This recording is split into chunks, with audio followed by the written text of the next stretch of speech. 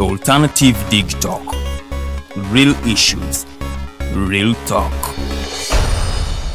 Fellow citizens, following the sequence of events, Uganda seems to be at political crossroads.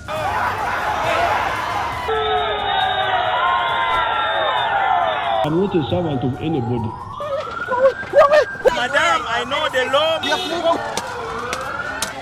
As such, Alternative Digital brings you the Interface Show with retired Colonel Dr. Kizza Besigye. Let's keep on the same page on Alternative Digitalk, As he gives you the alternatives on the transition question, rule of law, human rights and freedom, youth inclusion in governance, economic stagnation, as he confirms. I'll be always here Saturday from 10 a.m.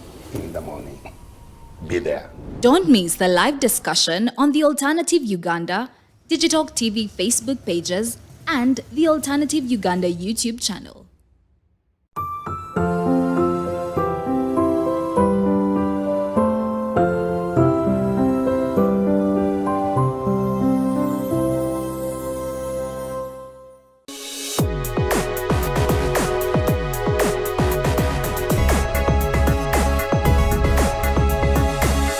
The Alternative Digitalk. Real issues, real talk.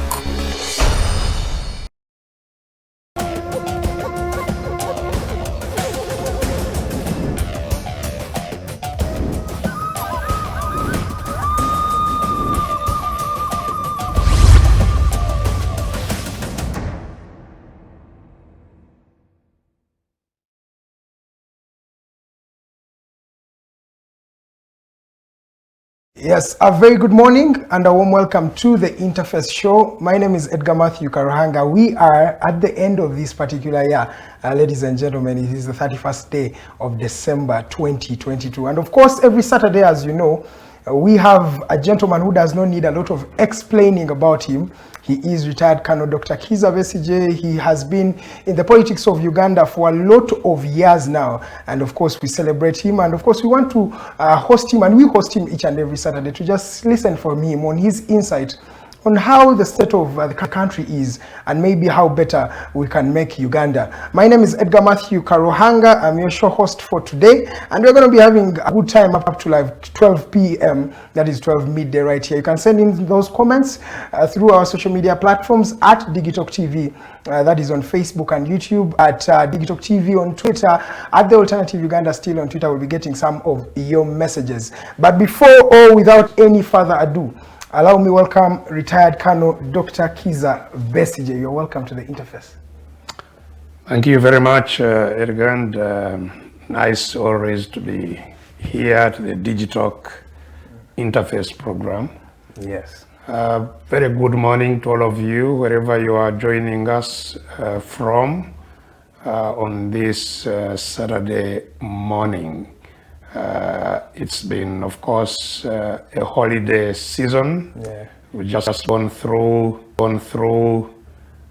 Christmas. I hope all of you had a good Christmas in the circumstances, considering that many people are living through a lot of hardships. Yes. But the end of year season and Christmas holidays are times when we can sit back and relax a bit and hopefully share as families. Yeah. So I hope you had a good holiday. Of course, the sad thing is that in the holidays there were many fatal road traffic accidents, and my heart goes out to all those families that lost dear ones, that have patients, casualties and patients in hospitals, and all those are going through all kinds of trying times during this period. We pray that the Almighty God will comfort you and strengthen you and guide you through these difficulties. Once again, welcome to this program. Yes, Dr. Kizza, you've actually mentioned a lot of points, starting from the economic challenges that we are facing up to today. And we're going to be talking about that. Even the road accidents, it has not only been during the festive season, Doctor. It has been throughout the year. We've had a lot of fatalities, a lot of fatal accidents. But before we delve into all those particular discussions, the viewer out there and myself would love to for you to paint a picture for your 2022. How has it been in terms of your life as an individual, then in terms of the political spectrum of the country? We've had a lot of stories, and we'll be delving into most of them. We've had stories about insecurity. We have had stories about divisions in the different arms of government. We've had stories from the NRM itself, from the First Son, a lot of stories in the year 2022. But for you, Doctor, through your political lens or your lens as an individual, how do you think, or what is your take of the year 2022? Well, just like all other years, I think what characterizes our country, Uganda, for the last couple of decades is the sharp division that exists amongst our people. Where you find, on the one hand, yes, those who are enjoying wonderfully,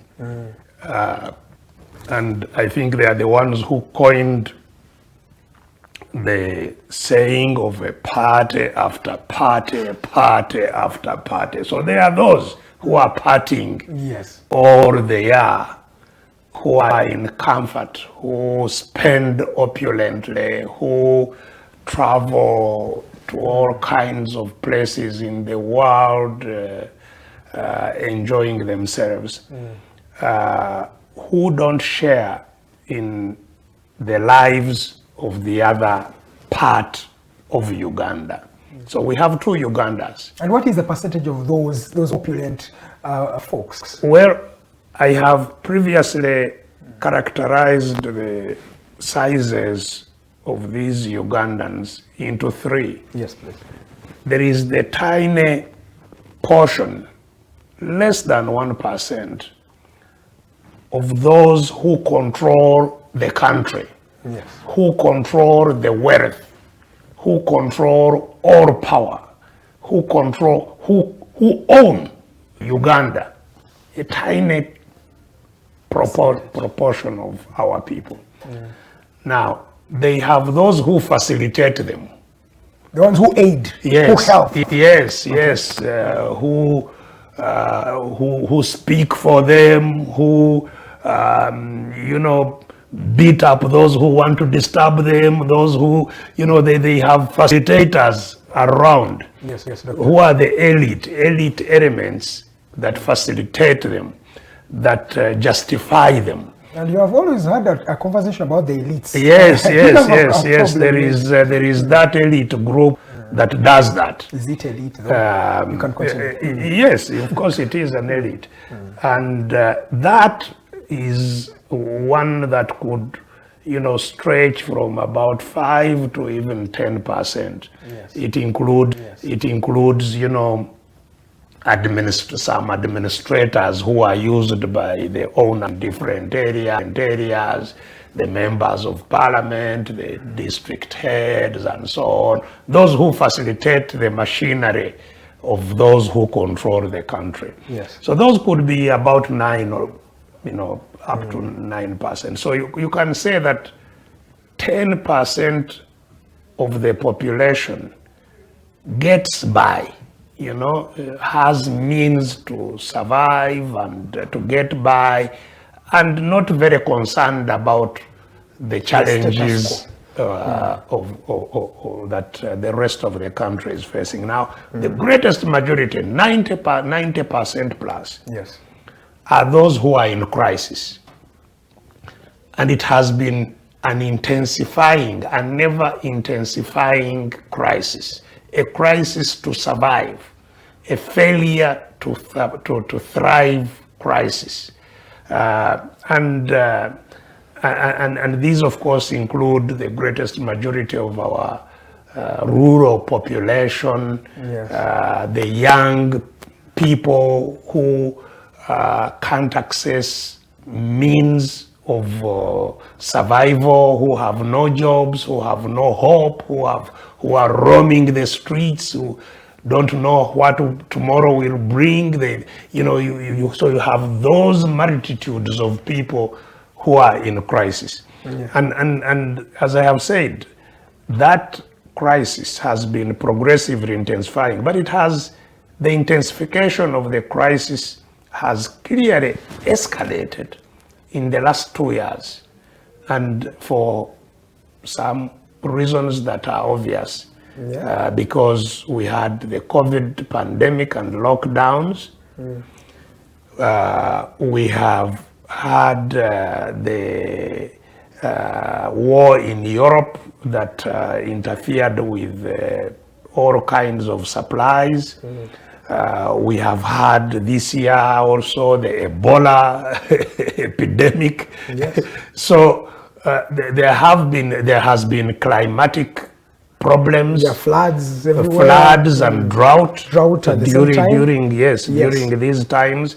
So a combination of natural phenomenon together with the situations that we create ourselves, the deprivation that is continuous, the deprivation of most people, because what this tiny group is partying with are resources from the greatest majority of people whose resources are being extracted for the benefit and use of a few. Of a few individuals. Yes. So this crisis very clearly has intensified during 2022, and I think it has been indeed demonstrated through this holiday season. Because people during the holiday season have been trying their best, first of all, to go and join their families in the upcountry, in the rural areas, and to buy, shop for the holiday season. So the business community would be laughing during this season, all the way to the banks to bank what they have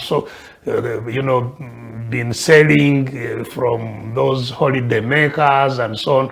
So the end of year is normally joyous for all, for the holiday makers, for the business community, for the population as a whole.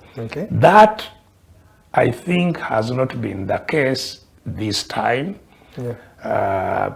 Very clearly, those traveling up country were far less, and that's why, and you can easily detect that from the hike in transport, which normally starts, like 2 weeks before the D-Day itself. Before Christmas, and is sustained and continues to the end of the year. We have seen very little of that. The traffic jams that clog the roads of people moving up country. We've seen far less of that this time, showing, and indeed the business community has been crying. Some had imported things, hoping that they would have, a good season of Christmas, which has not been. And I'm sure we are going to see more shops close as we get into the new year. So the situation, I think, throughout the year has been bleak for most people. Allow me to interject from there. As you were starting that submission, you talked about the issue of the Ukraine crisis, doubled with a lot of maybe what they've called international challenges. When we talk about the inflation that is in countries like England, it's up close to 10% now. The general global challenge is there.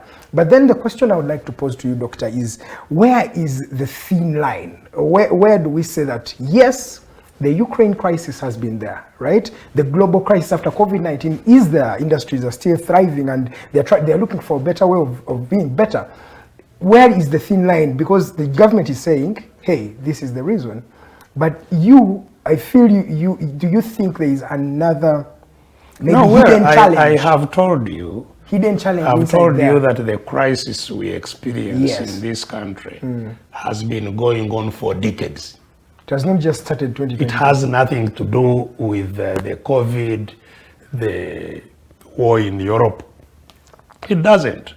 It's a crisis that is driven by injustice in the economy, injustice in the politics, injustice in the social sphere, injustice in the environmental protection and use.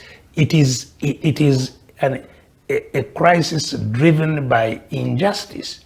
And let me, put this, flesh it out. Yes. Let's look at the injustice of people not having voices to talk about what affects them and their voices to have influence on how they are governed. Since independence, we live in a country where no leader has ever been removed by the people of Uganda. Exactly. 60 years down the road. Yes, where no leader has been lifted by the people of Uganda in a popular, free and fair election to the office of president. All presidents have come into those offices by force. So that speaks to the population that does not even have power. Absolutely.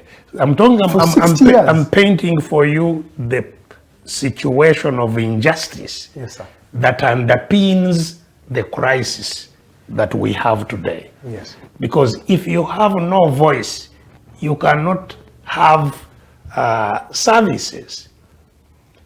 So we live in a country where the greatest majority of people simply have no voice, no say.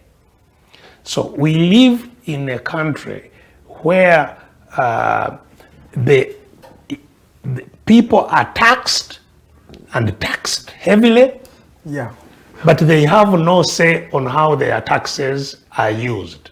We have the highest rate of taxes in this country. And no say on how your taxes are used. So in the outcome, you find that the taxes are applied to the benefit of few who control the power of the country.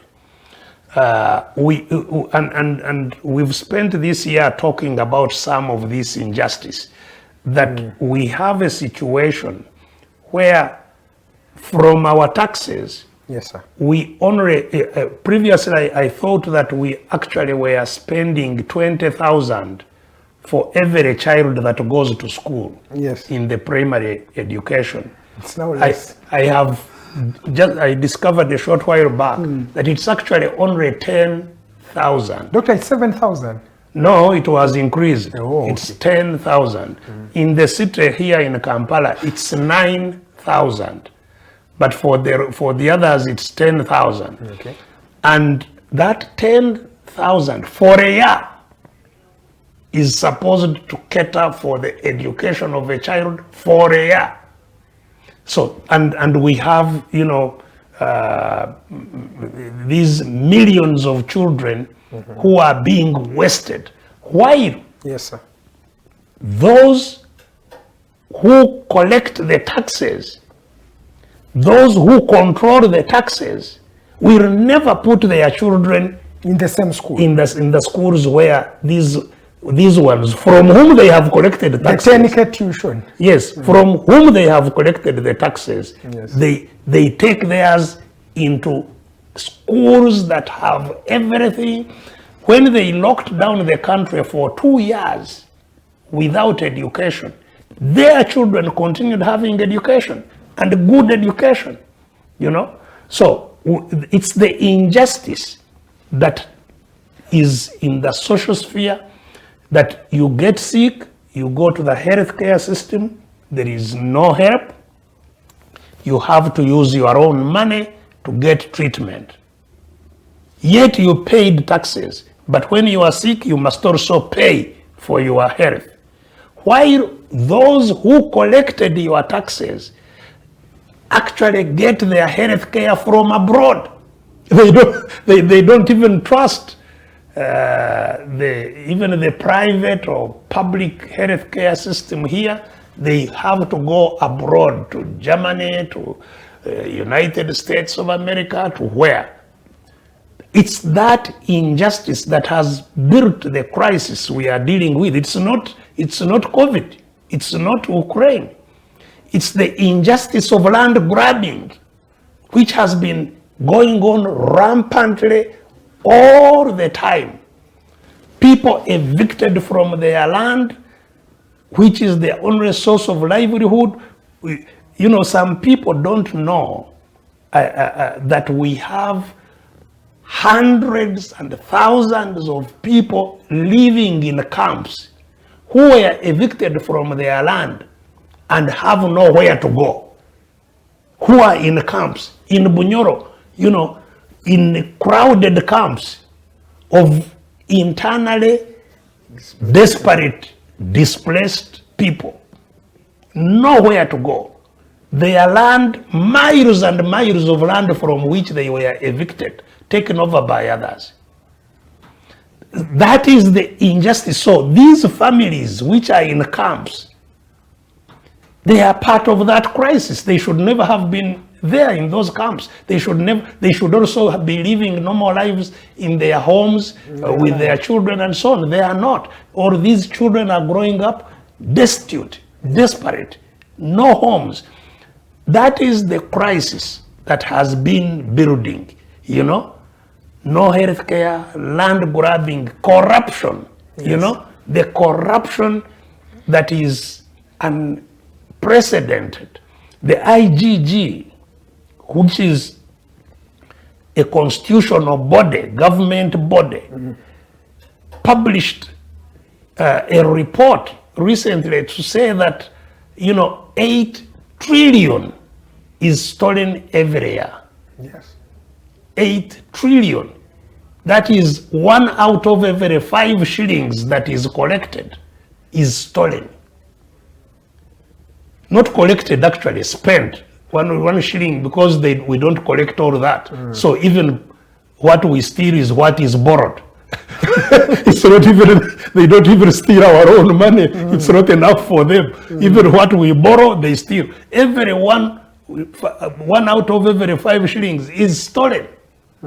So that is the crisis. So some people, all these who steal these trillions, are building malls and blocks of flats and night clubs and so on to enjoy, while those from whom they steal simply get destitute. So the modern slave trade that has been going on in Uganda did not start with COVID. Go to the airport and see all these young girls and boys being ferried to slavery in Arab countries. It's not any different from when the Arabs were coming here to collect the slaves directly, except that now we ourselves, you know, put them on. They are not in chains. We take them freely to go and do slavery, leaving the most resourceful country that I believe is on the globe. But you know that is our third most resource in the country. You know, selling of domestic, not selling, just taking foreign labor to work in other countries, which is the third most, you know, resource that this country has. Well, so if you call it a resource at all, because you see, slave labor is, I think, the most debilitating for the country. I'm telling you, you know, that Uganda has huge amounts of, you know, natural endowment, yes, natural resources. Exactly. which would be turned into goods and services and earnings, foreign earnings and so on by our own people. But the people that would be doing that are the ones that are shipped. Or maybe it's just a solution, Doctor, to the increasing unemployment you've talked about. Why should they Because these young people are saying, instead of me being destitute in my country, let me go look for money. And after 2 years, they send remittances. Of course, they are desperate. They are desperate. They hear the stories of those who are killed and whose organs are taken, are removed, and they still go tomorrow. They still go because they say it is all death. You know, I stay here, I die. I go, I die. Maybe let me go and die there. There may be a slim chance I won't die. Yeah. You know, it's that desperation which I'm talking about that paints the crisis we have, that has absolutely nothing to do with COVID, with Ukraine. Okay. So the crisis we have is self-inflicted. Okay. It is a governance problem. It is not a lack of resources. It is not a lack of people that can turn those resources into, the necessary goods and services that we need. It is simply a governance problem. Okay, now, Doctor, let's take it back to the people themselves. For the past 2 decades and more, you have been on the front line of talking about the injustice in this country. For that reason, you have been incarcerated, you have been at the brink of death in very many instances. You have been incarcerated many times, countless times, and not yet convicted, just ironically. But then, Doctor, why is it that the people you are talking to, the last person who you are agitating for, has failed, for lack of a better word, to really stand up for themselves and say, hey, this is what is going on in the country? Because the thing you're talking about, Doctor, even me as a journalist, when I mean the people down there, these people talk about these things. They see them. The inequalities, the income inequalities in this country, it is seen. The abductions and tortures are seen. The arbitrary arrests and murders have been seen. And you've talked about these things for 22 years and more. Doctor, why is it that the people have failed to yield to your cry for the injustice that is happening in their country? Well, because they are in captivity by force. And not just by force, but force is the most obvious controller why they cannot, fight and why they have not yet been able to fight and break through. Because you see, terror, remember that the first domination was by foreigners. Yes. The Arabs, later on the Europeans. The Europeans and the British in particular dominated us for 70 years. You see? Yes. It is not because we were happy to be dominated and to be terrorized and to be abused and so on, and our resources to be, taken away. We were not happy. Yes. But it took us 70 years to rid ourselves of that situation. The colonialists. Yes. Yes. 70 years of struggle. A lot. So, overcoming adversity of the type we are talking about is not easy. Because you see, those who control countries by force mainly use 4 major tools. Yes, sir. The first one is to instill a lot of fear in their minds and sustain the fear so that you are paralyzed by fear. Say, if I talk, I'm going to be killed. If I protest, I will be, tortured. I will be humiliated. even the small thing I am depending on will be taken away from me. So people live in fear. They dwell in fear. In order to get out of this situation, we must overcome that fear. It doesn't happen overnight. In fact, because we have lived under that terror and fear for now 130 years. The 70 of colonial rule, the 60 of what is supposed to be independent Uganda. Minds terrorized. So that terror, for a long time, becomes part of your DNA. It becomes part of your culture. The fear becomes cultural. And our people actually have a culture of fear now. That's why many of our people will tell you that you would rather be humiliated than die. In my language, they would say, "Embuyokfo hemuka." You'd rather, it's okay. Instead of dying, it's okay you be embarrassed. It's okay to be humiliated. You live in humiliation rather than dying. So there are also sayings like, in the home of the brave, they are crying. In the home of the cowards, they are laughing. In other words, it's okay to be a coward.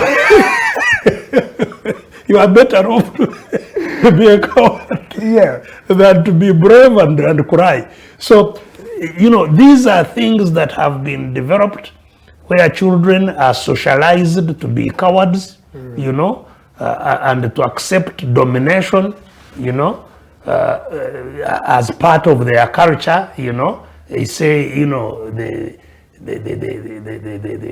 the chief cannot be answered, it's part of the culture, a child grows. So we have to, these are the changes that have to take place, and they are in the mind. Yes. And they don't happen overnight because they have been inculcated for 130 years. But over and beyond the fear, there is also the control of wealth. Yeah. That those who control the countries by force enjoy. They enjoy the control of all the wealth in our country. And they use it to patronize the population. Because if you behave well, you clap for them, sing very well, they give you something. And you look a little better than others. They may give you a job to become their gatekeeper or the one with the stick to beat those who are, and you may earn a little better, the 9% we talked about. Mm-hmm. So the patronage, they use the control of wealth to give favors to those who support the sustenance of their system. And those even who have not received the favors then become conditioned to expect favors if they play by the rules of the one dominating. And that's why, like now they are saying, we are going to give you money, parish development model. Money is coming. Yeah. 100 million. So you behave. We are going to choose who gets it. If you behave, if you are stubborn in the village, you won't appear on the list of those to get.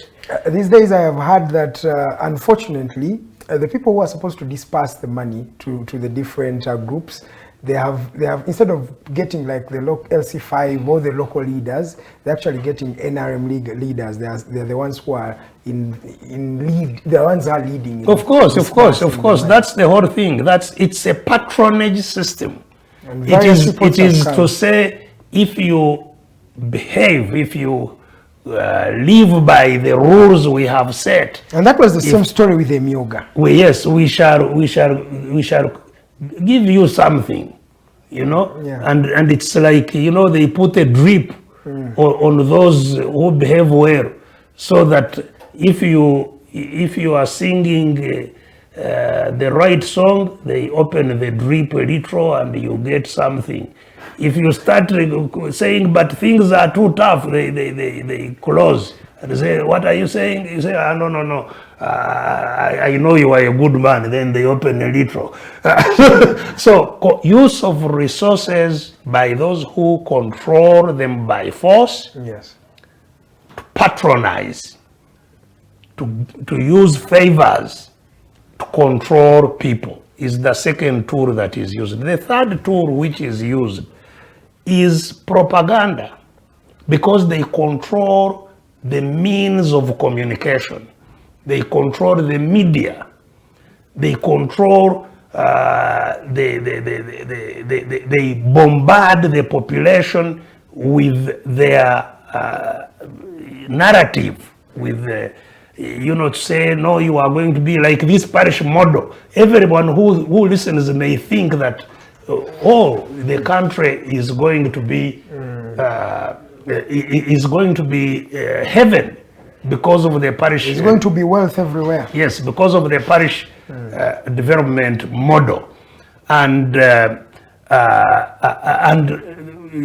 people who hear the stories about the parish development model will wait and think that things are going to get better. So they will. But don't forget there were others. There was the Ntandikwa, sijui plan for modernizing agriculture, sijui Emioga, sijui it's an endless storytelling, but which bombards the population and stops any other voice challenging them.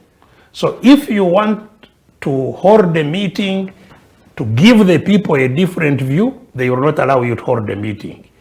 If you want to go on a rural radio station and give the people another view, they will not allow you on the radio station. Okay. So it's the domination of information that is used to dominate people's minds.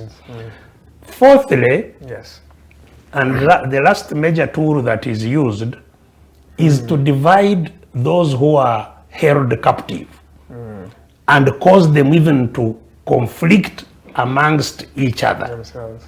So they divide people according to tribal groups, and then they start conflicting. They divide them according to even age groups, even or any form of line on which they can divide the population, party lines, and they think, somebody is NRM, somebody is FDC or NUP, and they think they are, different, yet they are all dominated. But they use them to fight each other, to whether it's religion, they use the religion to divide people and collide them, and so on and so forth, so that people are fighting and contradicting themselves rather than focusing on their common denominator. There's always a common denominator. Yes, the one causing the problem. So, it's therefore not surprising that in spite of the fact that we have been trying to do something to awaken the population, to conscientize them, to give them as much information as we can get to them about these situations, it's still not yet possible to cause the overall change. Okay. But the change will come. Yeah. Just like it took 70 years for the British, I think it will take much less now, because at that time there were far less technologies. Tools, the social yes, media. Yes. Not only the social media, telephones were not there. There was there were no vehicles even to move in different parts of the country. There were no roads. So it's much easier now, and that's why you are saying that most people now know that there is a problem. That is already one big step ahead. But then, Doctor, that brings me to a question that I'm sorry for interjecting you. Is it a generational problem? Because let's slide it back a few years from today. You and the people who are in power today sat down and you realized there was a problem, right? And I think the problem then, yes, it was there, but what is the problem that is there today has actually maybe doubled that was there then. But a group of young charismatic men felt it prudent for them to get ammunitions and go fight for the freedom that they believed that Uganda needed, right? Uganda was coming first. But 36 years down the road, we have a different generation, mostly young people, but these people don't feel the urge, maybe the pinch enough to go. Do you think it's maybe a generational problem? Are we having a generation of weak people? No, I don't think we are. Certainly the socialization is... Because if you were willing to lose your life, doctor, you left a very good job and came. Yes, but right? I have told you that even ourselves, we were living in a free Uganda that other people had fought for to end colonialism. The Musazis. Yes, so earlier generations fought to end colonialism. And now we are trying to end,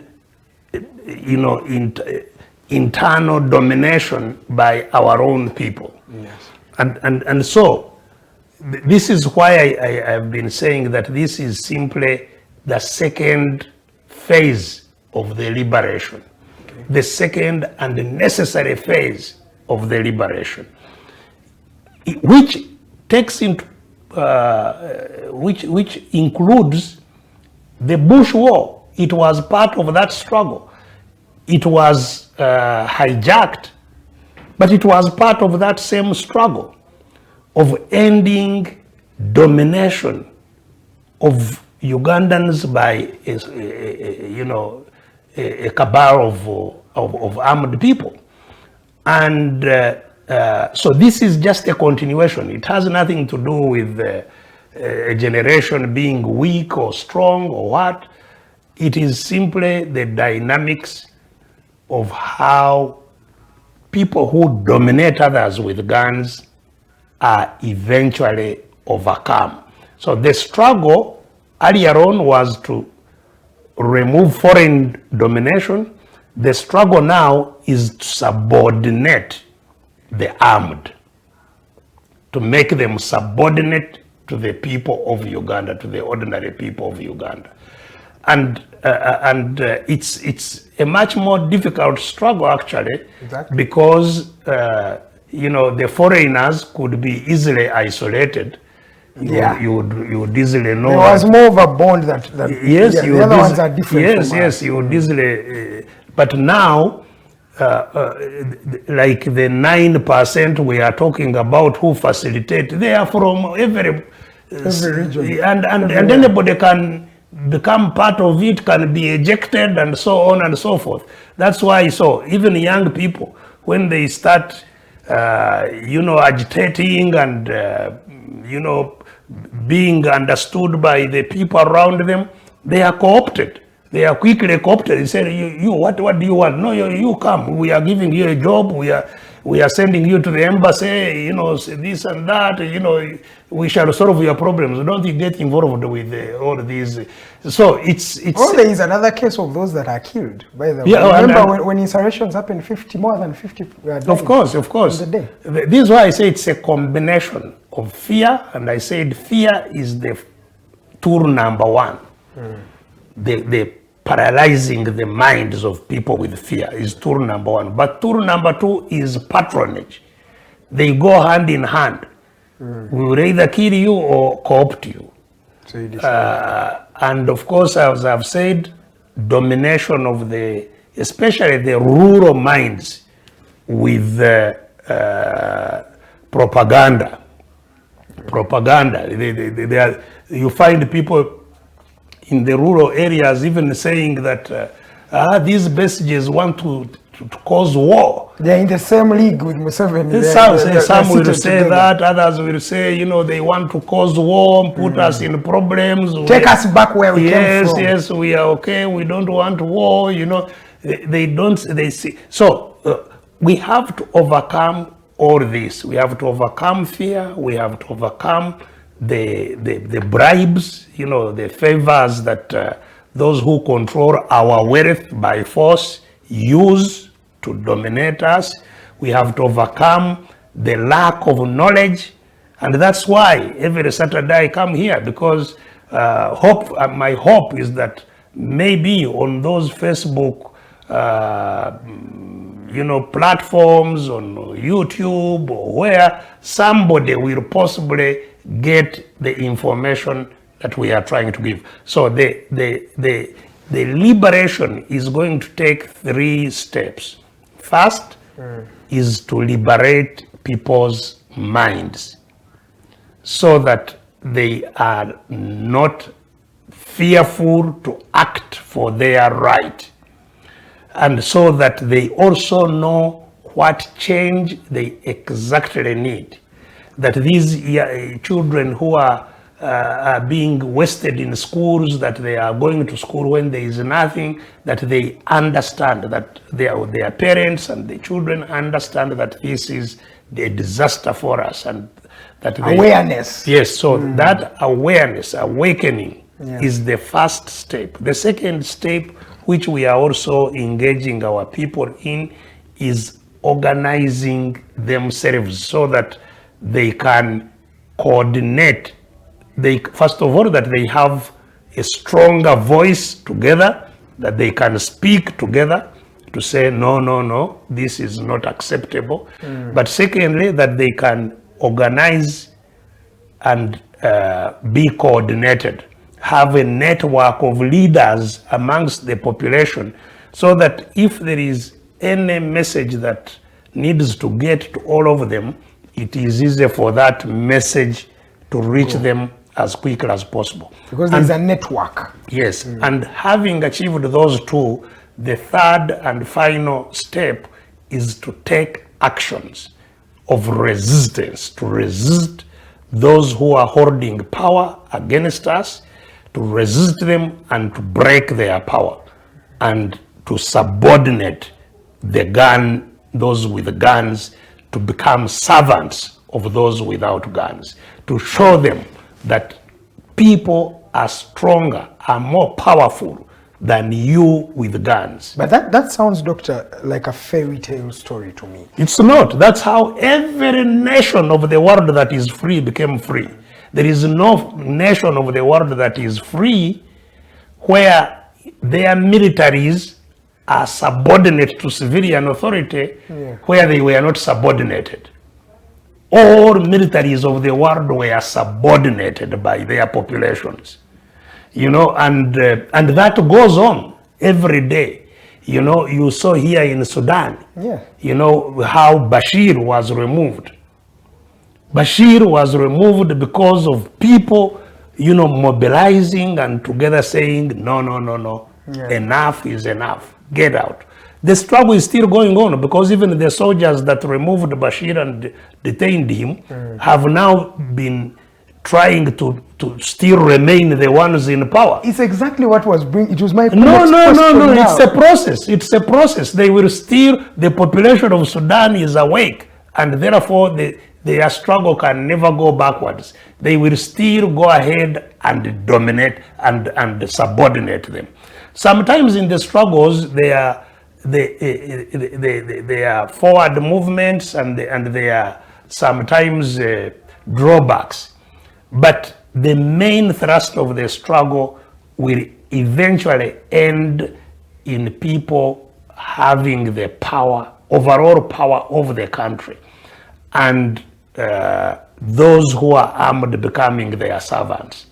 That's how it is. You saw, a person like Obama, a young black African man, rising to the ranks of commanding the nuclear weapons. Yes. And all those generals in America and so on, because the people gave him that power. But Doctor, don't forget, America passed exactly through all those processes. Yes. In their civil war.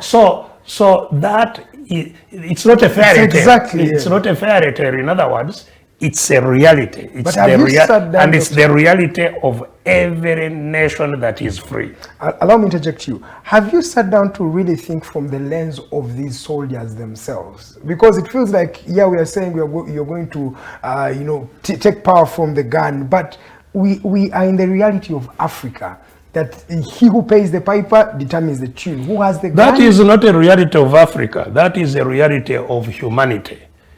He who pays the piper calls the tune. Yeah, so how do we sit down, maybe? How do we find a consensus to really sit down with the army itself? Because if it wasn't for the army of this gentleman from Sudan, yes, but he would still be in power today. Yes, but you see, so who is paying? Who is the piper here? It's the question of it's a question of simply contextualizing, because, or it's like, you see now the government is saying, we are bringing you money, a parish development model. Yeah. You ask them, where did that money come from in the first place? It is 1 trillion from us. Yes, where did that money come from? It came from those same parishes. Yes. Yeah. It's from us, the people. That's what I'm saying. Yes.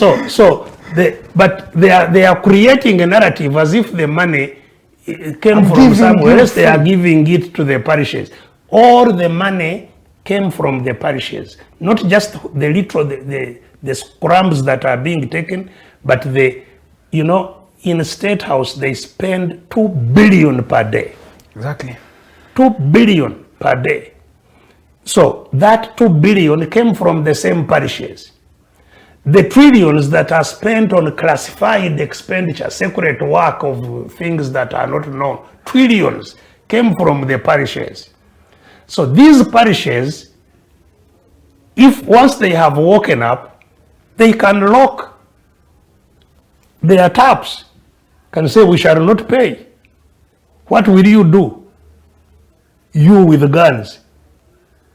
If the people in the parishes decided that from 1st January, we are not going to take food to the markets until those who are terrorizing us lay down their gun. We are not taking the food to the markets. What would happen? You would start a catastrophe. There is no catastrophe. There is no catastrophe. There is no. Because hunger is the biggest driver. Yes, and they will come to realize that they don't control. For example, there are now people who have been failing electricity pylons. And there is no power in many places because the pylons have come down. Will you guard every electricity tree? They are all over the country. Will you guard them? They are guarded by these people. So if they don't want the country to have power, there will be no power. Exactly. So you will have to realize that they are more powerful than you. So the fact people should realize that the power is there. Absolutely. So it's just a realization that, by the way, why should this fellow come pretending that they are bringing us parish model when this is our money? Which they took in tons and they are now bringing in some particles. So someone takes with the right hand and gives you the left. Not even just the right hand. They take, with a trailer and bring with, not even on a spoon. So it's a question of simply people waking up, organizing themselves, and that is the end. Power has shifted. But you have not talked about the costs, Doctor, of shifting that power. You know what it takes to change power. Yes. There are those costs that are involved. Yes. Human lives as well. Yes. So Doctor, but the costs... Let me just pose this question so that you come at once. Do you think President Museveni still has a chance to avoid the costs that come with changing power in such a way or in such a mode? Do you think that there is still time for this government to say, hey, we've come to our senses, we can still do this to make this country better? Maybe to have that spirit of saying Uganda comes first, because the costs are low. Yeah, well, if there are miracles, indeed, there could be a miracle, and he wakes up and says, look, I am sorry, to have caused all this pain. Now let's have a transition where we hand over power to you. But that is the fairy tale. You were talking about fairy tales. That is, for me, what I would consider as a fairy tale. It will not happen. At least in history, we haven't seen it happening. We've not seen anybody come. So we have to struggle to fight for that power to shift. Comment on the costs, Doctor. And the costs, yes, there is no, freedom that is free. It's given out. Every freedom is fought for and has a cost. But make no mistake, Yes, sir. the cost of winning freedom and decent government is far, far less than not seeking that freedom. Because we have, at the beginning of this show, we were talking about the thousands of people that die on the roads. Most of those people would not die if we had better roads. Yes, of course, there are still accidents, but there would be far less. For example, if the trunk roads, and most of the people who died on the trunk roads between Kampala and Masaka, between Masaka and Mbarara, between Kampala and Jinja, between Jinja and Mbale, most of the people died on those trunk roads. Trunk roads are supposed to be one way, so that those going to Gulu are on a different road from those coming from Gulu to Kampala. If you just make that intervention, many lives will be saved. Yes. Because as you realized, most of the accidents were head-on. Collisions. Yes, that a truck swerved and maybe the driver was sleeping and it hit the one which was coming from the other side, or things like that, or in corners, or So even just by that one intervention, it saves so many lives. Most of the roads have no pedestrian walkways. Exactly. So the people who are walking on foot are struggling on the road with the bodas, with bicycles, with tukutuku, with then the cars are coming, then the lorries, then the trailers, then the buses. They are all fighting in the same space. The greatest fatalities, the most people who die are the ones on foot, actually. Yeah. So if pedestrians, yes. True. So if you created pedestrian walkways, that would end so many deaths. Okay.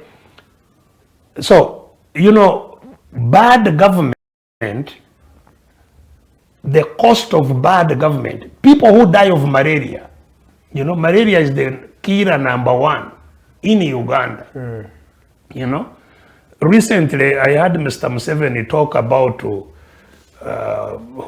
why malaria is still killing people. I was living in Kampala in the late 60s, in the 70s. There was no malaria in Kampala because they were city council and vector control people were spraying all the swamps and all the areas where mosquitoes would breed. And there were, of course, no potholes where water can collect. It's time we go in for that short commercial break. Ladies and gentlemen, it's very expensive to live under domination. The cost of liberation is far less than the cost of living under domination. The challenge is many people have Yes. gotten used to domination. The but they feel it's slavery, only the way. what, you know. All right, ladies and gentlemen, thank you so much for watching the Interface Show. My name is Edgar Matthew Karuhanga.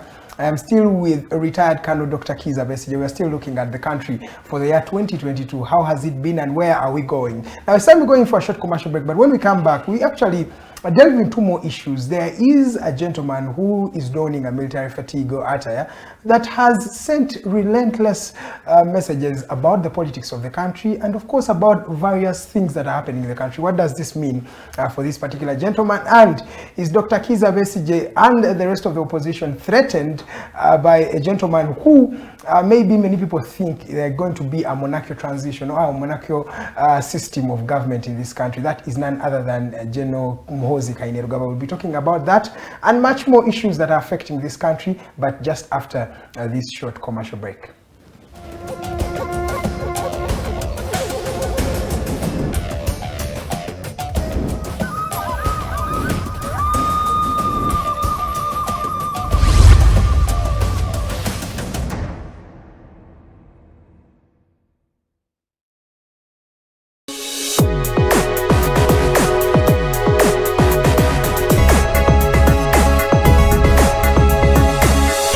Alternative Digitalk. Real issues, real talk.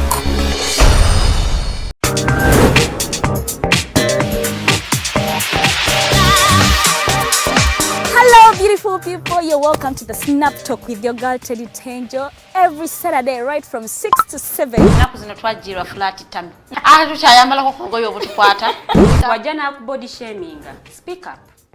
Gendo ba confronting. Obagambe ekyo kyemukola si kirungi. Tewerabira nti tuli wano ku the Alternative Digitalk. Mukwano gwange gwaliye. Topic kiri wandiyagadde twogereko. Is it about family? Nga ze tata wange amanyira nkola n'obuvunanyizibwa nyina bungi.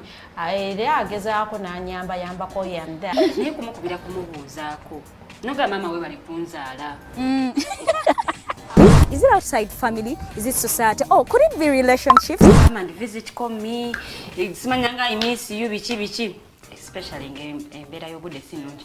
Naye n'omuntu akwagalira mu season yaba takwagala ze nkubuulira.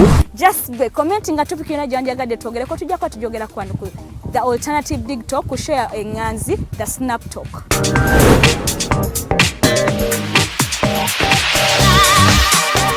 Fellow citizens, following the sequence of events, Uganda seems to be at political crossroads.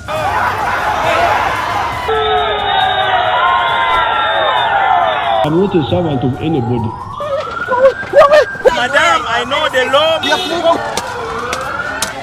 As such, Alternative Digital brings you the Interface Show with retired Colonel Dr. Kizza Besigye. Let's keep on the same page on Alternative Digitalk, As he gives you the alternatives on the transition question, rule of law, human rights and freedom, youth inclusion in governance, economic stagnation, as he confirms. I'll be always here Saturday from 10 a.m. in the morning. Be there. Don't miss the live discussion on the Alternative Uganda, Digitalk TV Facebook pages, and the Alternative Uganda.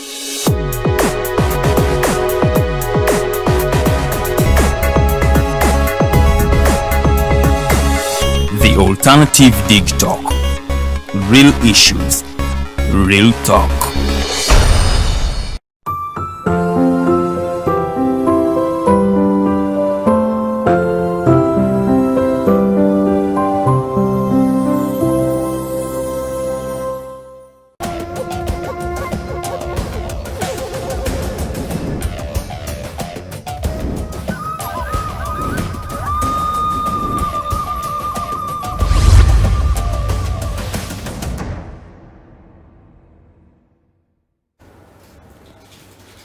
Welcome back from that short commercial break. You are still watching the Interface Show. My name is Edgar Matthew Karuhanga. Happy New Year, by the way, for those who are, celebrating to enter the new year. It's 2023, and I hope you have those resolutions and some goals set for next year, because very many Ugandans just enter the year like that. But I hope 2023 is going to be different.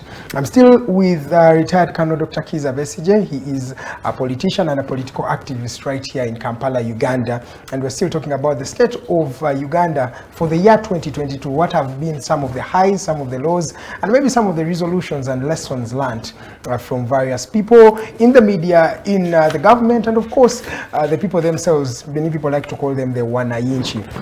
When we were going for a short commercial break, we talked about Muhoozi Kainerugaba. For those who don't know this gentleman, he is a general in the Uganda People's Defense Forces. He has worked in various capacities and offices in the UPDF, and as well, he is the first son.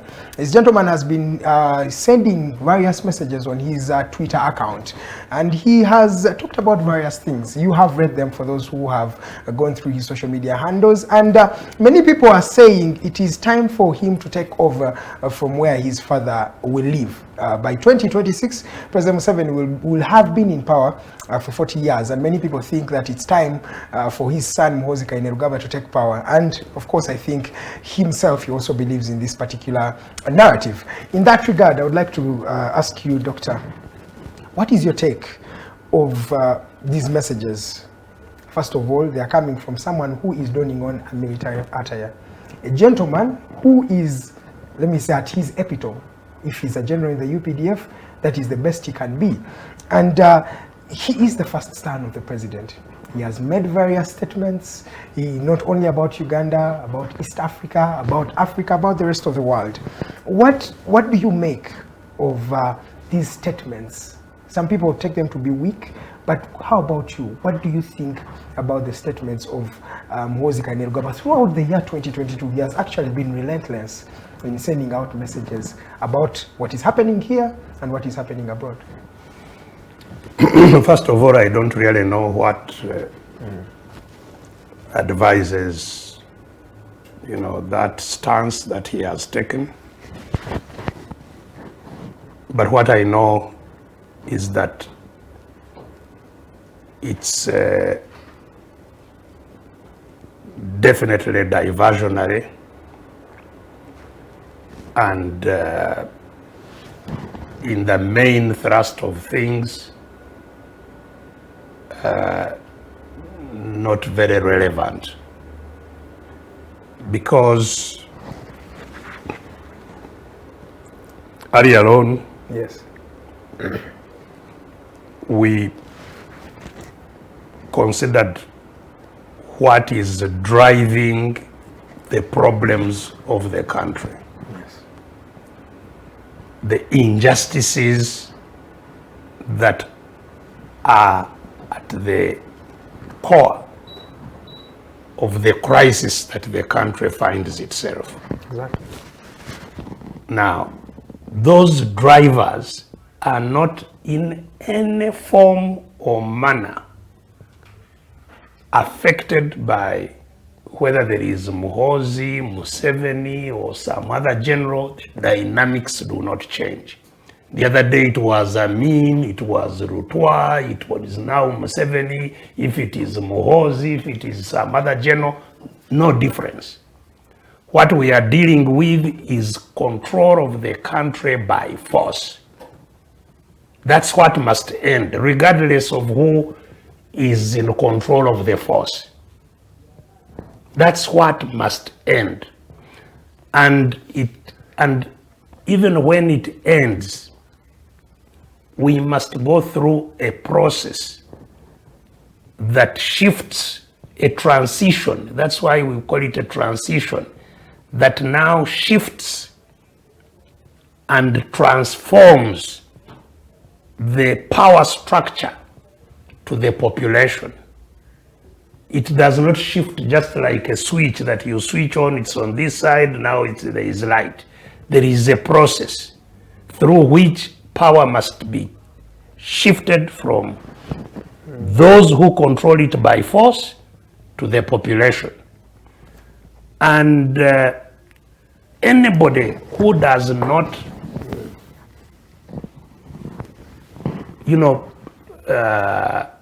work towards that transition is not a force for good. So clearly, Mr. Muhoozi or General Muhoozi may have an intention of succeeding his father in the control of Uganda by force. Yeah, because in every statement that he makes... Just like the other generals controlled Uganda, whether it was General Tito Okello Lutwa, whether it was General Amin, whether it was... It does not change the dynamics of the situation in Uganda. What changes the dynamics is to end gun rule and have a transition to popular rule. Dr. Are you downplaying Muhoozi's ability? I am not.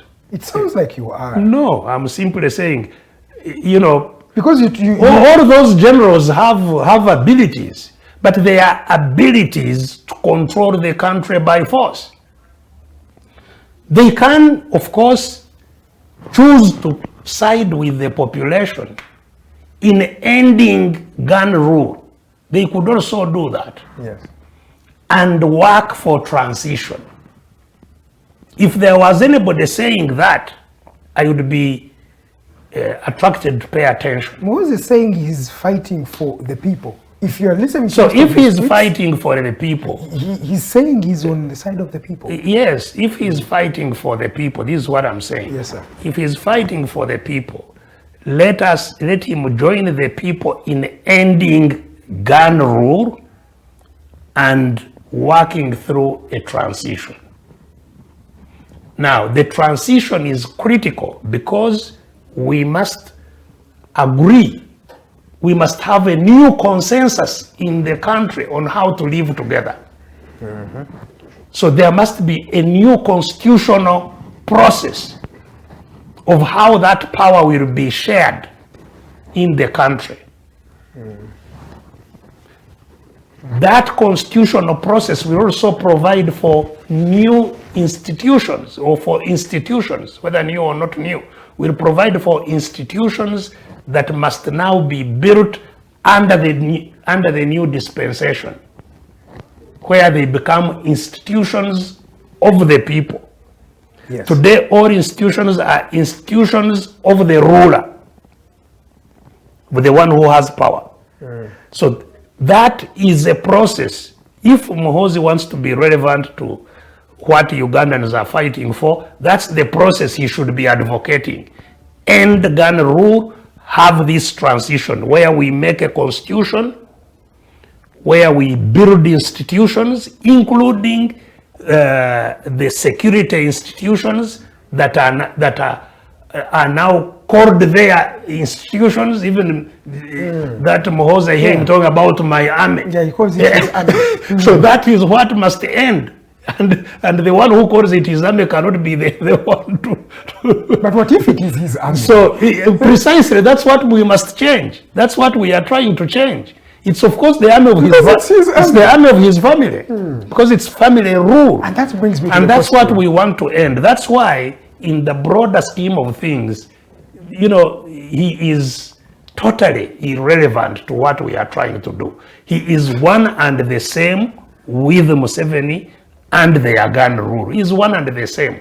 It doesn't matter who is on top, whether it's Muhoozi or Museveni or Geneti or Saleh or whoever. It's family. So people should not be hoodwinked to think that there is an individual who has gone rogue, because he's a gentleman who has been beating, for lack of a better word, the NRM. You see him fighting the ministers, the Utafia. Yes, as I have said, he may be seeking to... He's not even happy with the status quo himself. Quite likely, he may be seeking to be the one on top of the junta. But it's the junta, and the junta must go, regardless of who is on top. For me, I'm not excited whether it's Muhoozi or Geneti or Saleh, or it's just the same family rule that we are seeking to end, or gun rule that we are seeking to end, because it's the family that actually captured the military.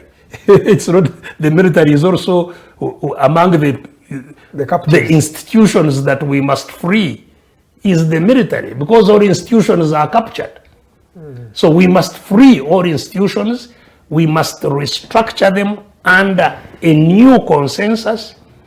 And it's after that, after we have a new consensus, after we have institutions built under the new consensus, that then we can have free and fair elections. Okay. And then if Muhoozi wants to contest under that dispensation and qualifies to do so, he would be free to contest. Okay. Yeah. Doctor, you've talked about the institutions that we are having in this country, and that brings me to our next maybe topic of discussion. We have institutions that, for lack of a better word, are really looking funny. You have the executive fighting with parliament. You've seen the censure of Persis Namuganza, and some people are saying it has actually gone down to more of a personal issue. We have had recently in the past the Prime Minister as well fighting with,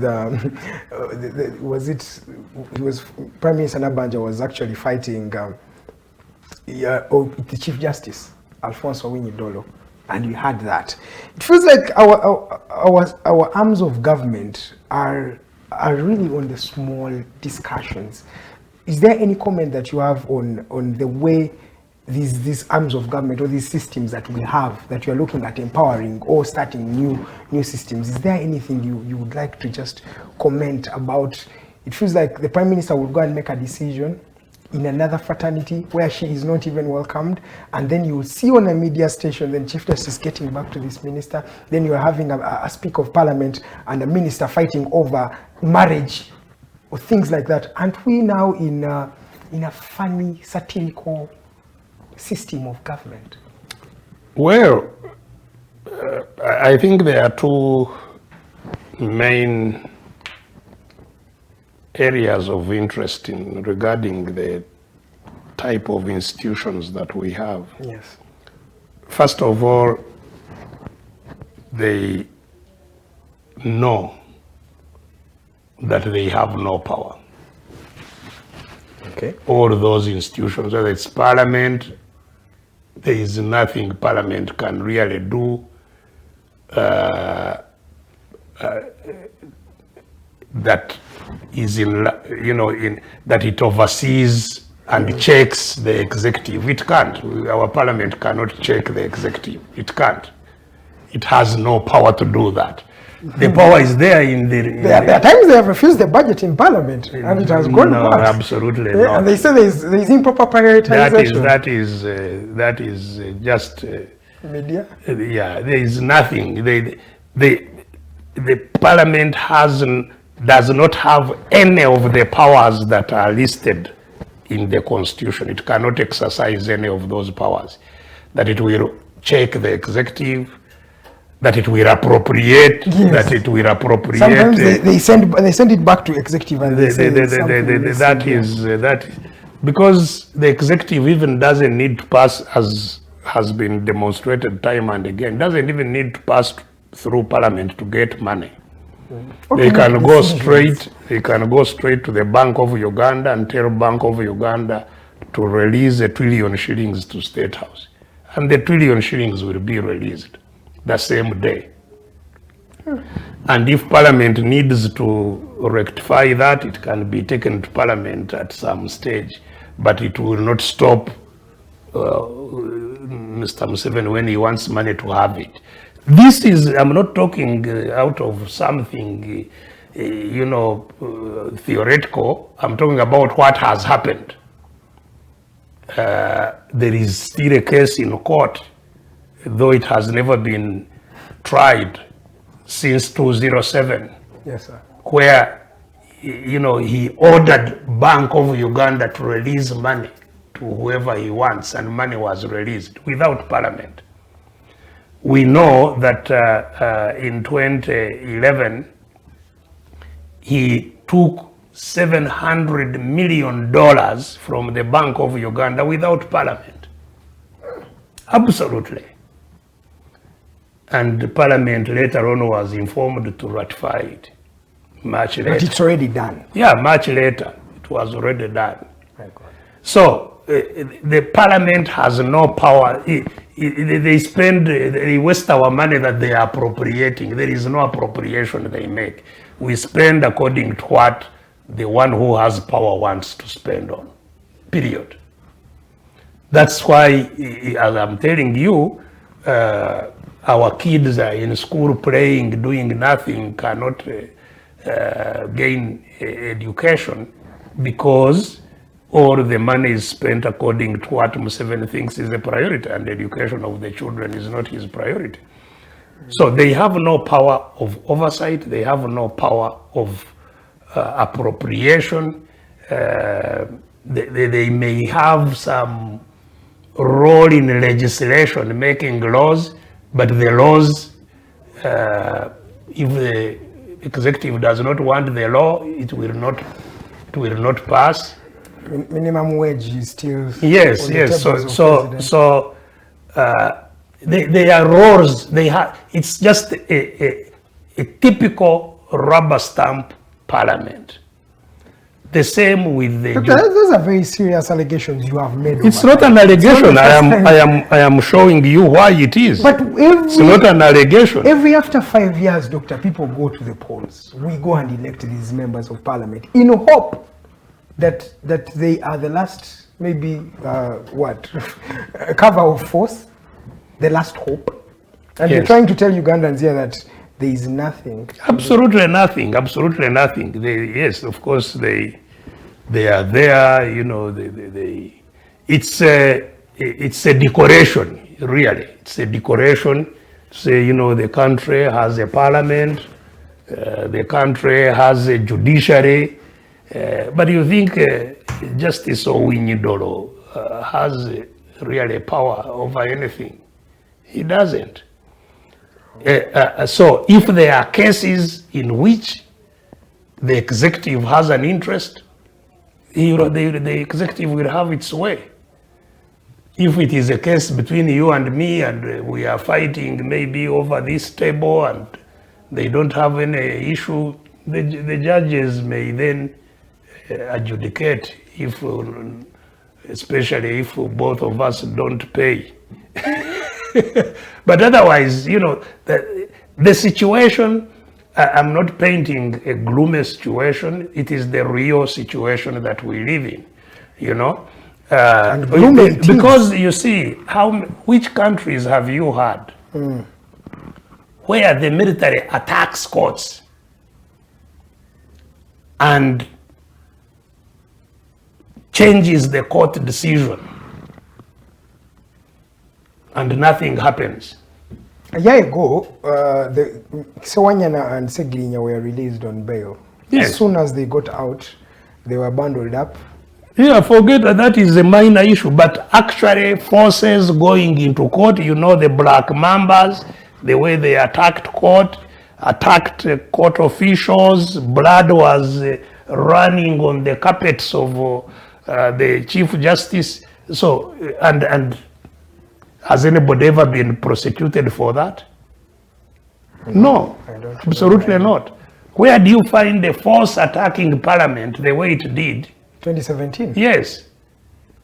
In broad daylight, they came from the office of the president, viewed on camera, entered the Parliament, beat the hell out of MPs. But it was the speaker who at least welcomed them to come and do that. Well, but she wrote a letter to the president. We have never had an answer from her letter saying who are these people who attacked her. Because she called for help, but she didn't understand the people that came.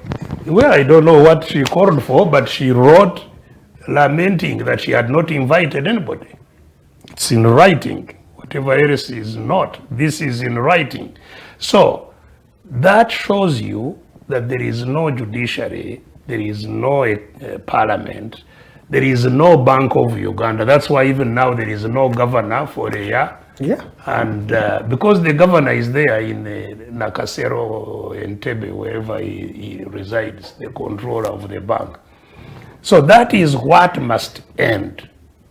And that's why we need a transition that establishes a new national consensus, builds new institutions or reviews the institutions that are there, and then have new choosing of leaders for the country through a free and fair election. But after everything you've talked about, Doctor, I feel you have tedious a task. It's very, very big. Who? You, the people who are going to change, because so you are not part of them. You are just an observer. You are just a keen observer. You don't care which way they go, because we are talking about Uganda. If you are Ugandan, you must care one way or the other. Even if you were part of the 1%, you would care. You would care, because we are coming for you. If you are not, you would care, because you have to organize to go for your power. So that is the reality of our situation, the changes that we will have to get. Sad indeed. Doctor, I'm just going to also point out the issue of Dr. Sam Oledo, the head of Uganda Medical Doctors Association. Recently, the irony is recently the doctors were decrying or depriving the state of pay that is given to them. The people who were working on Ebola have not yet been paid, I think, last I heard. You look at the intern doctors themselves over this year. You see, that one you don't need to dwell a lot on it, because I have told you, all institutions have been captured. Institutions of the state, like the ones we were talking about, Parliament, Judiciary, Bank of Uganda. These people are begging from 7 to come back in 2026. Electoral Commission, all those have been captured. But also, on top of state institutions, non-state institutions have also been captured.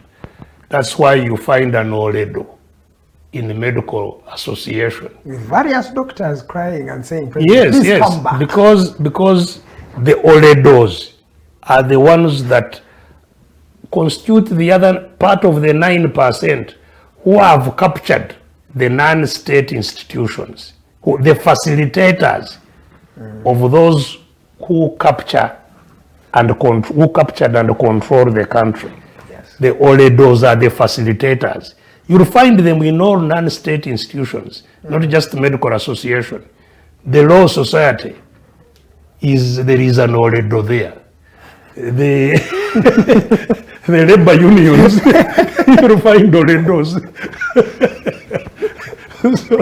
so that is the process. Yeah. So the liberation we are talking about is a liberation not only of the state institutions, but all institutions in the country, because they have all been captured.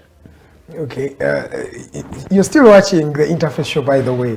A few minutes to the end of the show. Thank you so much for tuning in. You can keep sending in those messages as they come through, and we shall maybe get a time or two to just look through them. So keep sending in those messages. I'm still with retired Colonel Dr. Kizza Besigye. We are talking about the year 2022 in the lens of this gentleman, talking about Uganda, a country that is a bit, going through turmoil here and there, but also a country that many people have dubbed a country of happiness. Happy people. I don't know if we are happy as we sound or as we seem to be, but in that particular regard, Doctor, we also have an issue of insecurity in this country.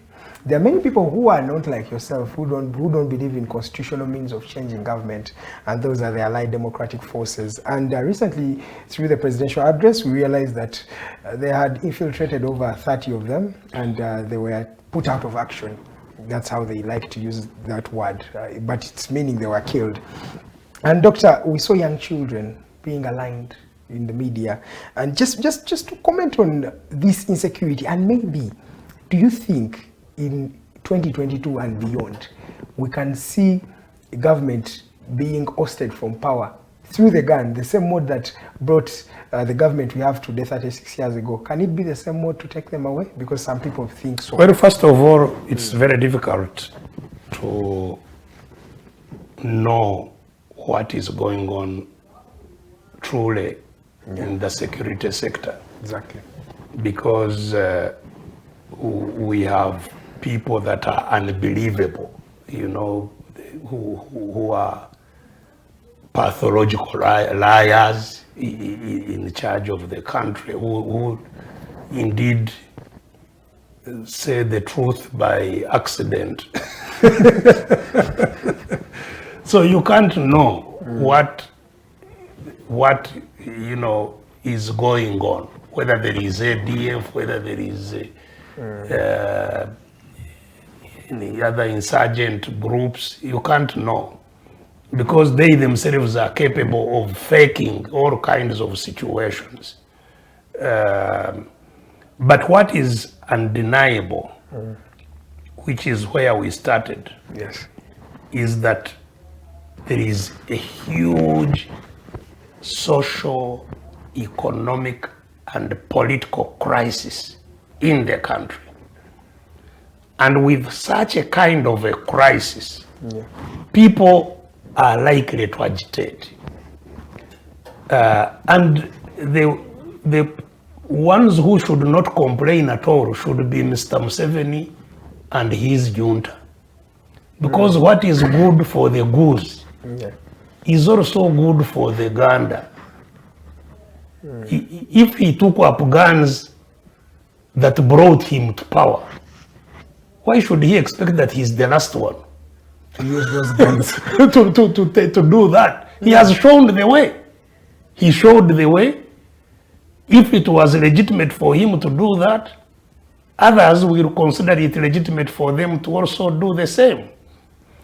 And so, if there is insurgency, it would not be surprising at all, because there is huge discontent in the country. Discontent at many levels. Those who are economically excluded and desperate, those who are socially excluded and desperate, those who are politically excluded and persecuted. You cannot keep on beating people, capturing people from their homes on all kinds of flimsy suspicion, taking them to some unknown places and battering them to death or to near death, and you throw them on the streets or in courts or whatever. That kind of a situation will definitely cause some people to say, no, we will also fight. That's what caused me to go to the bush myself. Yeah. I had absolutely no intention of fighting anything until I was aggressed, tortured, and nearly killed. So the people they are torturing all over the place, they are the ones recruiting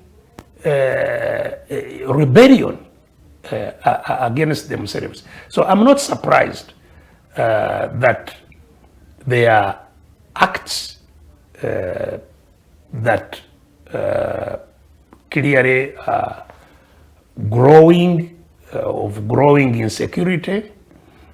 They will be either by disgruntled population, desperate population fighting for their survival, or they may be by the government itself. Wow. Playing politics. Trying to preempt, to create a reason to unleash a new round of terror, so that indeed those who may be developing ideas of fighting them may cringe and fear to do so. But all of it is driven by the same thing, the crisis in the country. Whether the acts of insecurity, growing insecurity we see, are by the people themselves, the desperate people, or state-inspired, state-driven, does not matter. So we have trust issues here. And it's just common, even when government tells you to go and vaccinate. Of course, and it should be understandable. Yes, but you feel like everything that the government brings up front, absolutely, there is that it's just inherent. Absolutely, because it's an alien government. It's a government of aliens, and that should be very clear. It's not a government of the people. So it must be suspected. Just like when we had, in fact, this will be more suspected than even the colonial rule. These would be more highly suspected. So it's understandable, it's expected that they should be, because you've had Mr. Museveni bragging of killing, all kinds of people. He has never fought any foreigners. All the people that have been killed by UPDF, by police, are Ugandans. So why shouldn't they suspect you? If you treat Ugandans as your enemies, then they have a reason also to suspect you. But the gentleman you're talking about recently in his presidential address came out and said, who is doing the abductions? I also don't know. Exactly, those were his words. And Kahindo Tafile recently also made another exclusive towards the end of the, I think yesterday. Well, of course. And he also mentions the same thing. We don't know who's abducting. Of course, that cannot be, and that is... So government does not know, we don't know. That's probably the climax of a pathetic leader, If you have been in charge of a country for nearly 4 decades, and you say, I don't know who is picking up people and taking them. It's exactly what he said. And it's not the first time he's saying it. I think it's the second time he's saying it. Then you are the most pathetic person that can ever lay claim on leadership, Then what are you doing in government?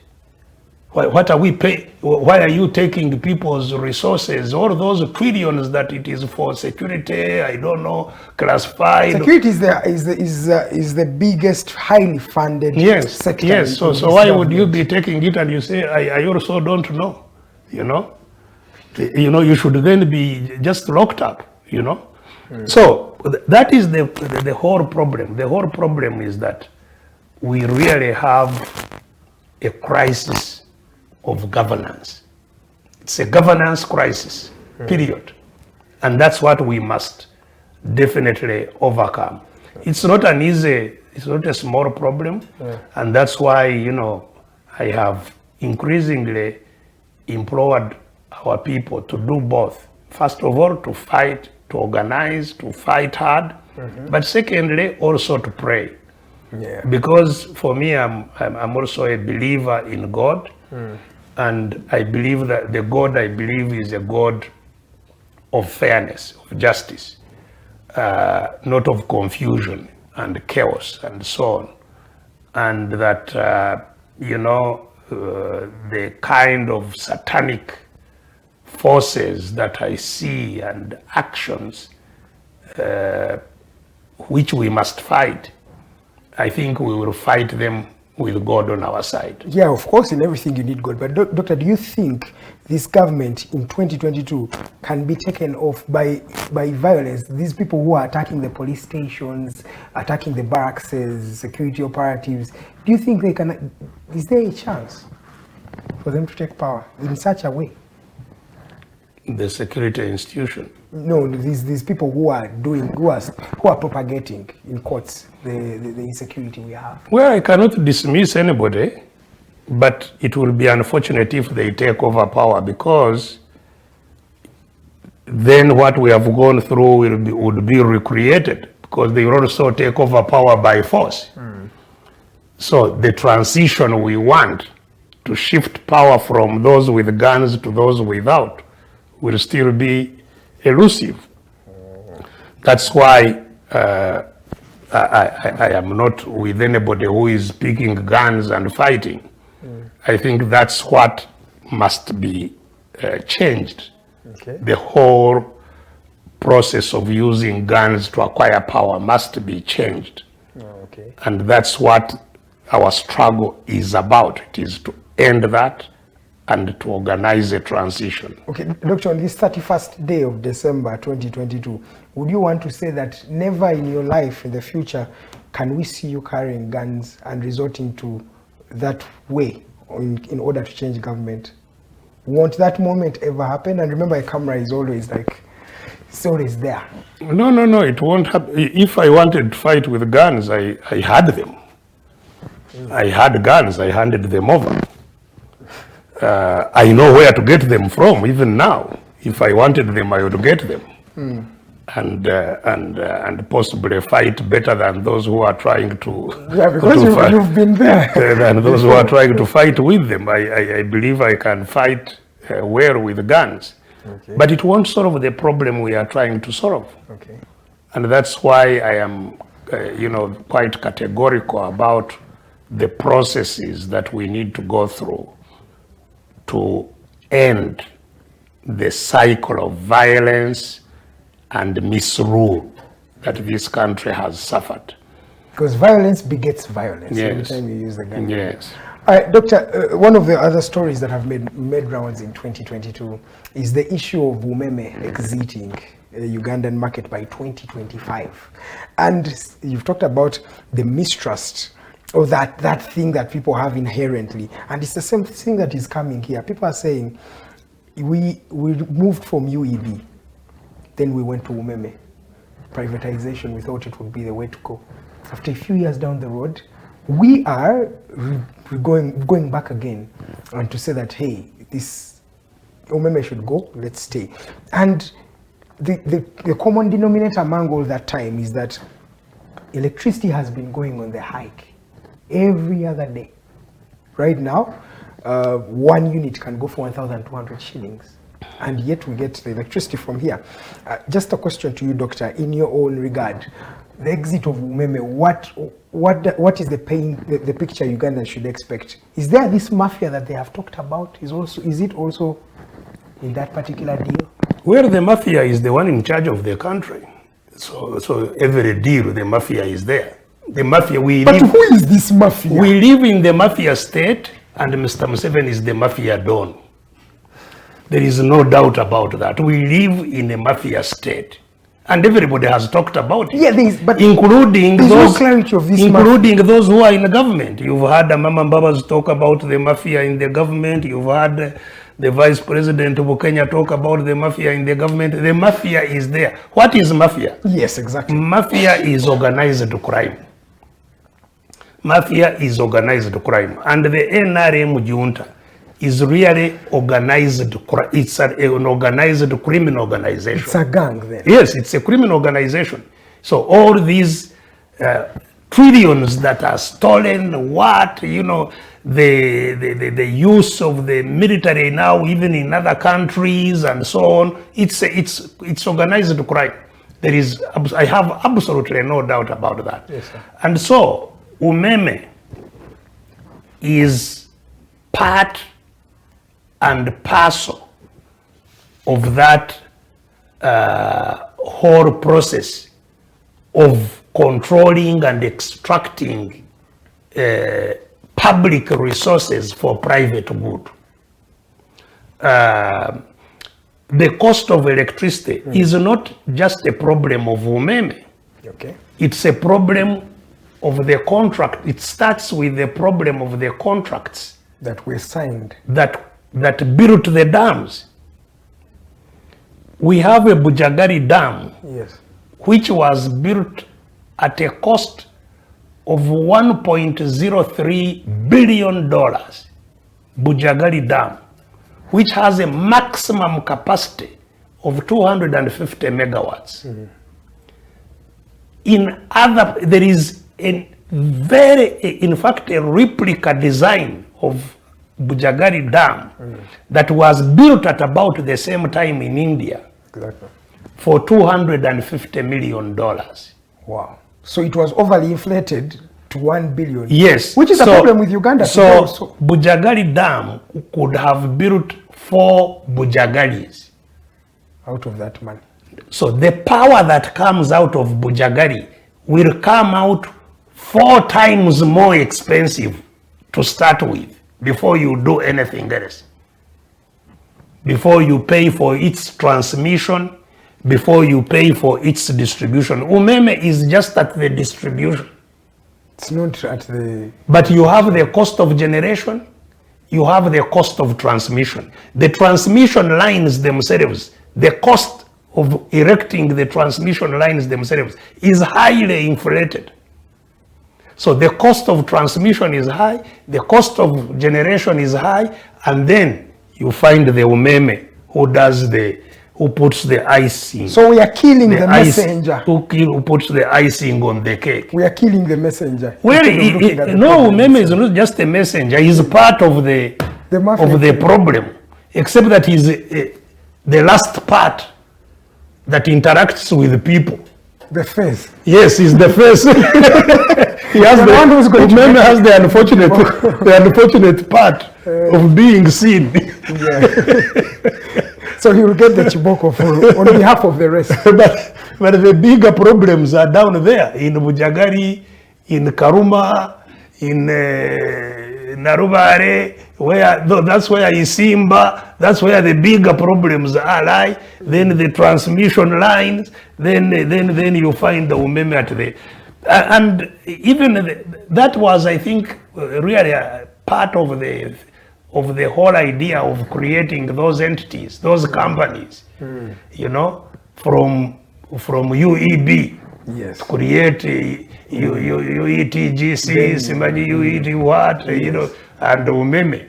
It was all part of the privatization of public resources. Yeah, because it was a meal that was deemed necessary in order to, you know. In fact, now when all these, when they have all been sucked dry, or all these authorities, now they are folding them back into the aligned ministries. They are saying now, UNRWA, you can go back to works, and you can go back the other, because they have all been sucked dry. So it was a wrong strategy. And now nobody can lend them money. So now, you know, it's terrible, the country we live in and how it has been abused.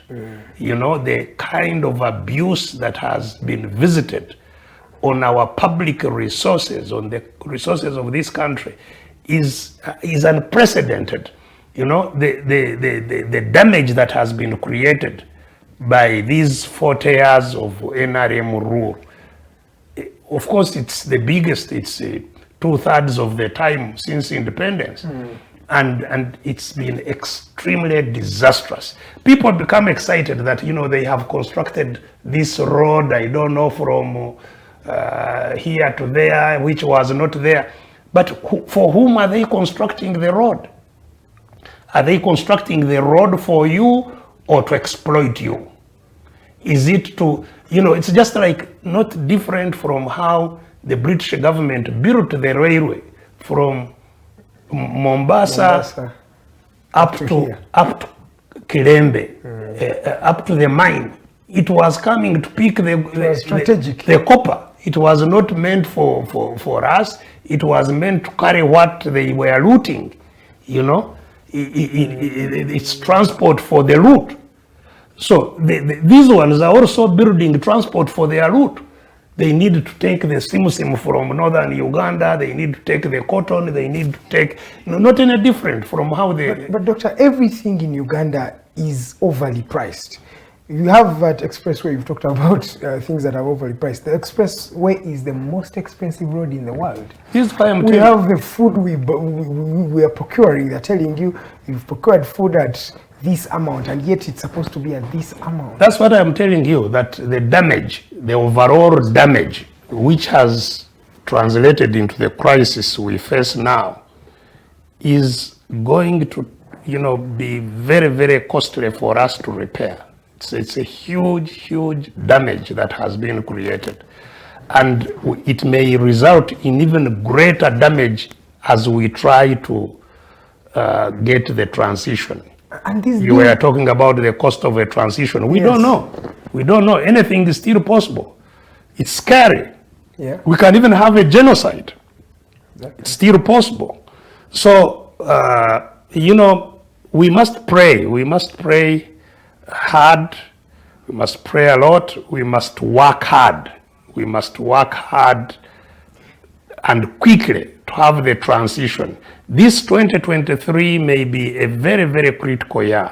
Bob has said it's going to be a revolutionary year. It's going to be a critical year in all this, and we should, and it should be. We should, because this crisis that we are in you know, is really at a very, very tipping edge. Doctor, just to give us an insight, how powerful is this mafia we hear about?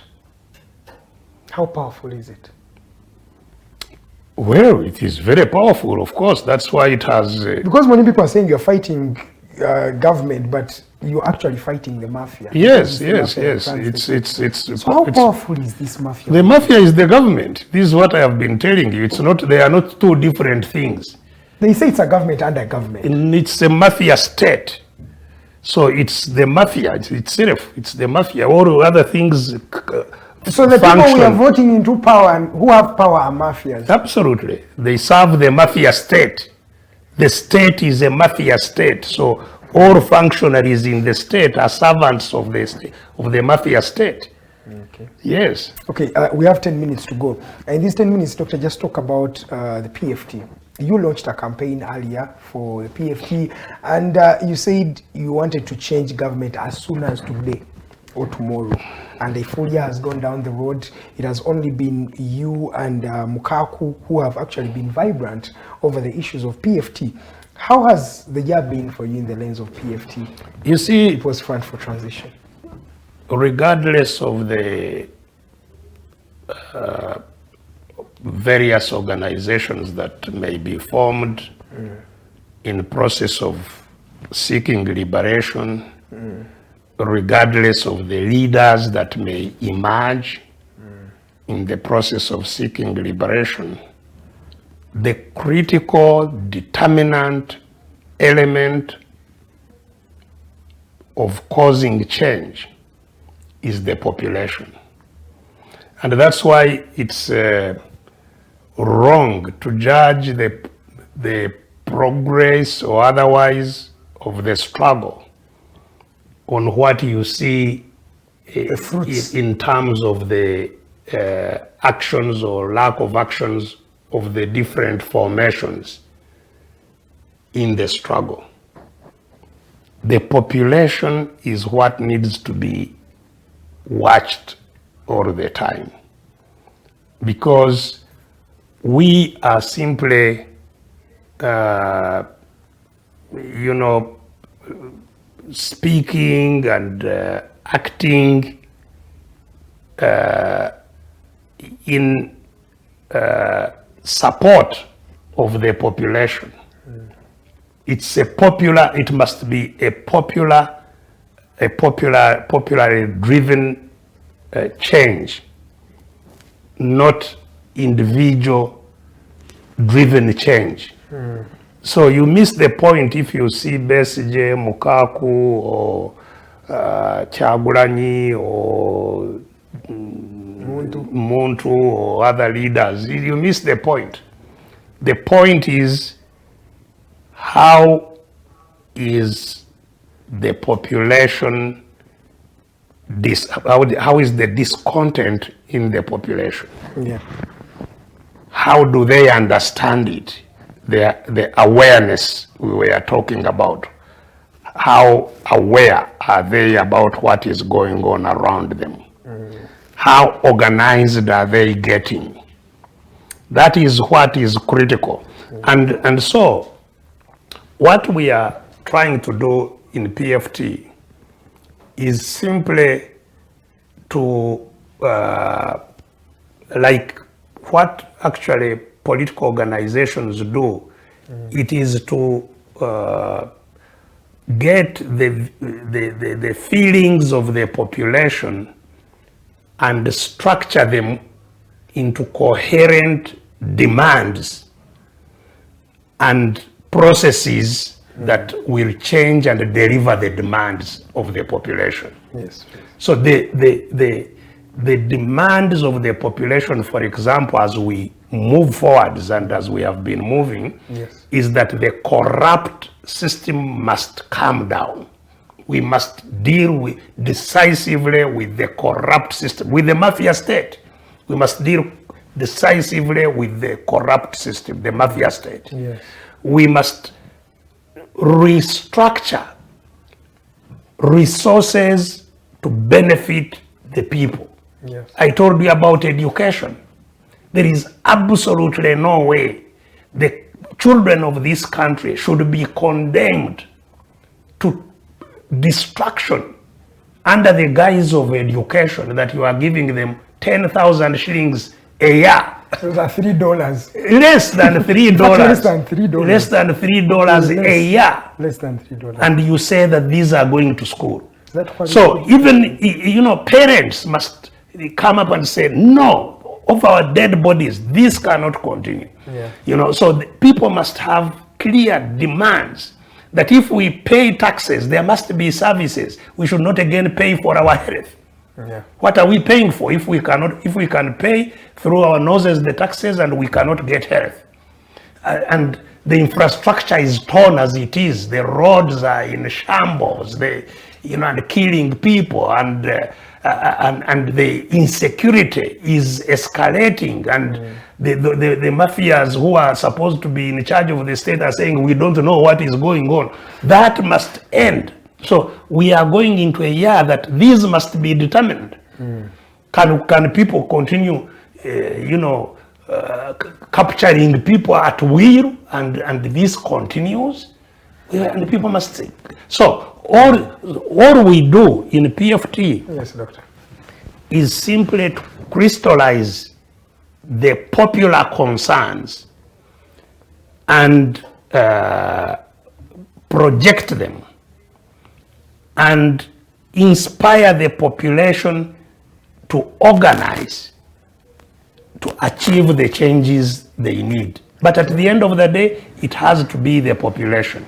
And I am very, very optimistic. Yes. Like you said, my appreciation is that things are the population is really, very informed and ready to cause the changes that are needed in this country. All right, Doctor, we've come to the end of this particular discussion. Happy New Year, by the way. Yes, I think I should indeed say Happy New Year to all the people out there. But maybe before we clock off, it's worthwhile to express my real happiness and congratulations to our sports men and women who continue to, in the dark and gloom of our country, to really give us excitement and joy when they win. I'm sorry to just laugh at them, because I feel the sportsmen in Uganda, a thriving sportsman coming in Uganda, you are beating odds. Yes. Odds.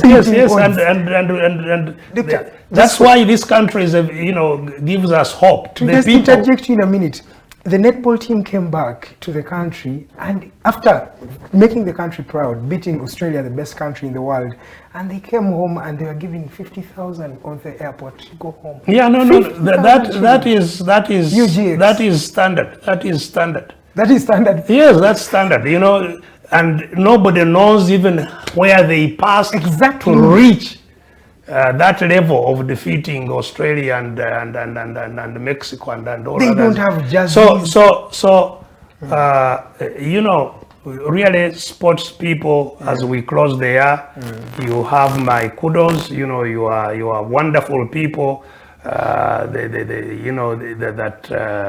That have kept smiles on our face. Keep it up in all the different endeavors of sports that you are engaged in. A very happy New Year to all of you. Wish you the changes that we have been talking about, that we wish that our country to have. Let's all work together. Let's all say 2023 should be a special year. Thank you, and God bless you through the new year. All right, thank you so much, retired Colonel Dr. Kizza Besigye Kifefe. He has been with us here, and he's always with us every Saturday from 10 a.m. to 12 midday. We're always here having a conversation about this country and maybe finding out his insight or his side of the story. Thank you so much for those who have been watching. Thank you for those who have commented. Thank you so much for those who are sharing these videos. And in that regard, I request that you continue sharing these videos as wide as you can, to as various people as you can. My name is Edgar Matthew Karuhanga. Doctor, it was a privilege having you on the show, and of course it's always the most privilege having you watching us every particular Saturday right here on the Interface. We'll meet up next Saturday, same time, same station. My name is Edgar Matthew Karuhanga. On behalf of Digitalk TV, allow me to say, stay blessed.